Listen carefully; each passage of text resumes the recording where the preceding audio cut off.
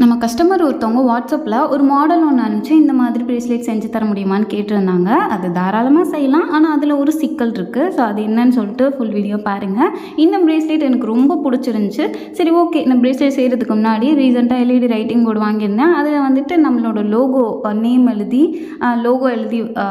பார்க்கலாம் அப்படின்னு சொல்லிட்டு பர்பிள் கலர் பென்லேயே வந்துட்டு அந்த லைட் போர்டில் வந்துட்டு எழுதிட்டு இருந்தேன். அந்த லெட்டரு, அந்த கீழே வந்துட்டு ஒரு நெக்லஸ் மாதிரி வரும். நான் கையில் வச்சுருக்கேன், அதான் லோகோ ஸ்டிக்கர், அதான் நம்மளோட லோகோ. அதில் எழுதி பார்த்தேன், ஏதோ வந்துச்சு. சரி, ஓகே, இது அப்படியே பேக்ரவுண்டில் வச்சிடலான்னு சொல்லிட்டு அவங்க கேட்ட மாடல் வந்து மேலே போடுறேன் பாருங்கள். 2 செயின் வந்து கனெக்ட் ஆன மாதிரி இருக்குது. சென்டரில் ஒரு பட்டர்ஃப்ளை. இந்த சைடு வந்து பேர்ல் வச்ச மாதிரி செயின், இந்த சைடு வந்து பார்த்திங்கன்னா நார்மலாக லிங்க் செயின் இருக்கும்ல, அந்த மாதிரி. இப்போ செயினோட டைப்பு எக்ஸாக்டாக அதே மாதிரி தான் வேணும்னு கேட்கல, இந்த டைப்புன்னு மட்டும்தான் கேட்டிருந்தாங்க.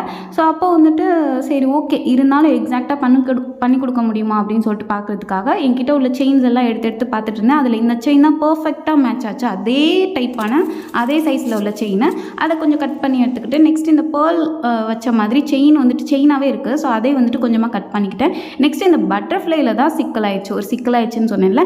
அவங்க வச்சுருக்க பட்டர்ஃப்ளை பார்த்திங்கன்னா அப்படியே அதோட பட்டர்ஃப்ளை டெக்ஸ்சரோட கலர்ஃபுல்லாக இருக்கும். ஸோ அந்த பட்டர்ஃப்ளை இல்லை, நான் கஸ்டமர்கிட்டே சொன்னேன், அதுக்கு பதில் வேறு பட்டர்ஃப்ளை போடலாமான்னு கேட்டேன். ஓகேன்னு சொல்லிட்டாங்க.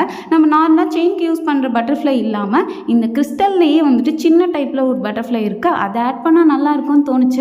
ஸோ அதையே ஆட் பண்ணிட்டேன். என்கிட்ட 2 கலர் தான் இப்போதைக்கு இருந்துச்சு.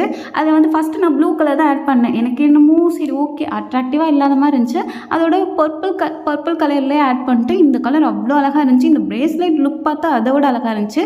எண்டிங்கில் எக்ஸ்டென்ஷனும் வச்சுட்டேன். ஸோ இது மட்டும் இல்லை, இது கூடவே ஒரு சில ஐட்டம்ஸும் ஆர்டர் பண்ணியிருந்தாங்க.